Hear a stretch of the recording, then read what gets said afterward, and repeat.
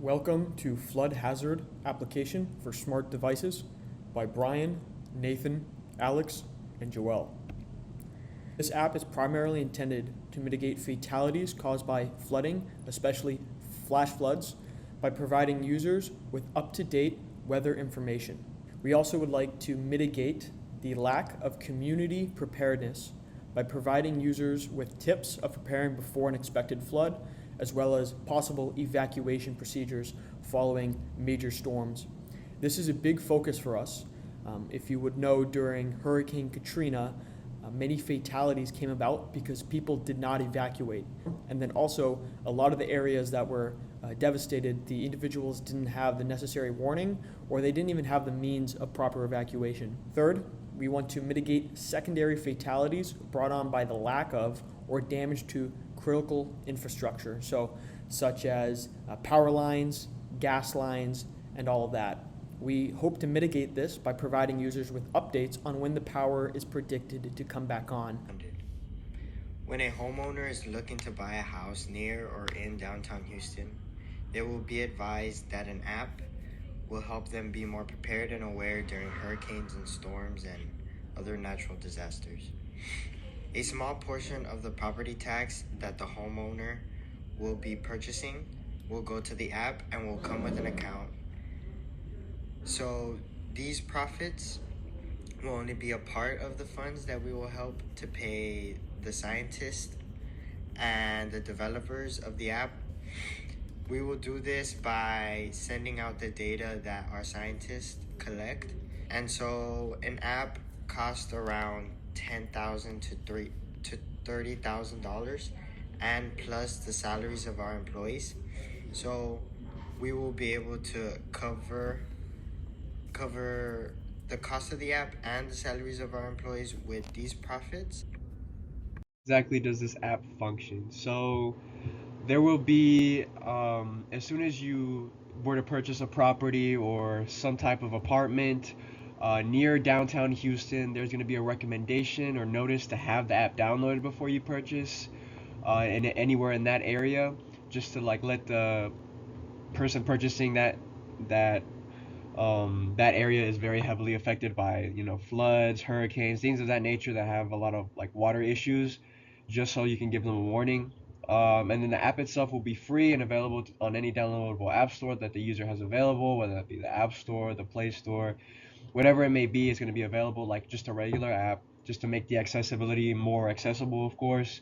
And then the data collected would be from the accurate past recorded floods and hurricanes. We're going to have a group of scientists researching and just looking back at past recordings of floods, hurricanes, things of that nature, to find some sort of pattern so that we can anticipate the future, just so we can, mitigate potential problems that may come up, or we can prepare for the future essentially. So um, like I said, so the scientists and software engineers will be the main bulk of the team that runs the app. Of course, software engineers are going to do the coding for the application, whether it be like the buttons, things like that, just like a regular app. And then the scientists will be providing the information, the data that they're going to need for floods, how high the water level is, what like the potential weather could be for that day, things like that. More like a glorified weather app essentially. So, of course, they would carefully analyze past occurrences and focus on the main idea of this app, which is just notification and alerts.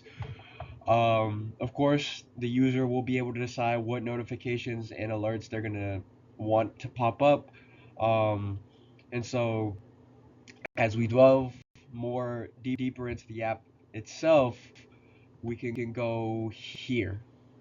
We have it here is that how the app is going to function is, as soon as the water level increases to a level that can cause damage or any type of danger, an alert will be sent through the app, just like a regular notification. If you were to have an iPhone, Android, etc., it's just going to pop up on your notifications when you open up your phone. um, and so it's just going to let you know, like, yeah, the water level has increased. If you need to take precautions, take whatever precautions you need, such as like if it's to the point where you need to like relocate, that's going to be a function as well.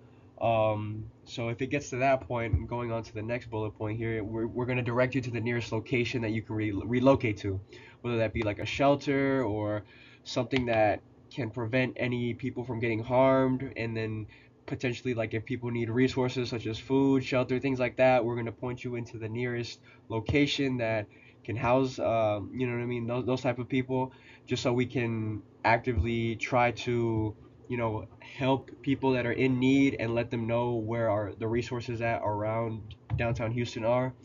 Of course, this list heavily goes into whether or not it's like a hurricane or how grave the water level is. But of course, like during a hurricane, you would want to relocate to higher ground, or go to some sort of shelter that's going to end up having the resources that will be able to help you in the long run. Um, and then, just like I was referring to in the last slide, the notifications will be customizable, so they allow you to choose which ones you receive, just so they can give you that customability. And then if there's a chance that there might be a dangerous flood or a storm, just like I said, our scientists are going to be looking at the past years' data and seeing whether or not they can follow a trend. And if they can provide or find a trend, we're going to for sure let the user know that, be wary of the next week because of potential storm patterns and things of that nature. So whoever the person, like the person has, can plan ahead, whether it be to move or to, just to be careful essentially. So yeah, the data is going to be graphed from previous years and trends, just so we have a set data information that we can grab from and use and look at.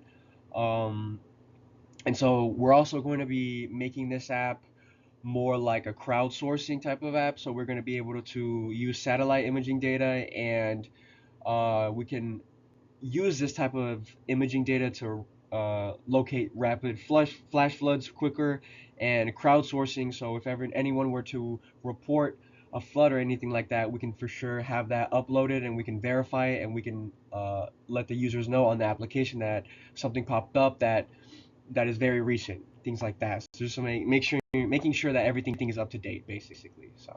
In addition to the early warning systems, the app will also provide real-time navigation to mitigate the risks of travel during periods of increased precipitation, as seen on the slide here. Facts courtesy of FEMA. Roads can become dangerous quickly and randomly, and because city workers are typically understaffed, roads may not have barricades erected before someone drives in and gets hurt, as Houston drivers typically do.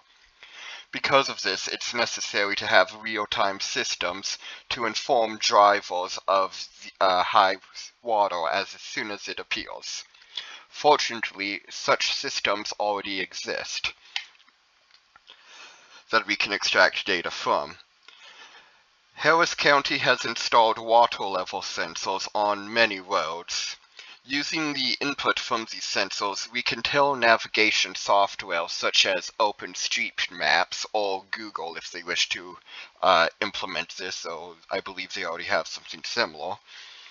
We can tell our navigation software to reroute if high water is detected along our travel.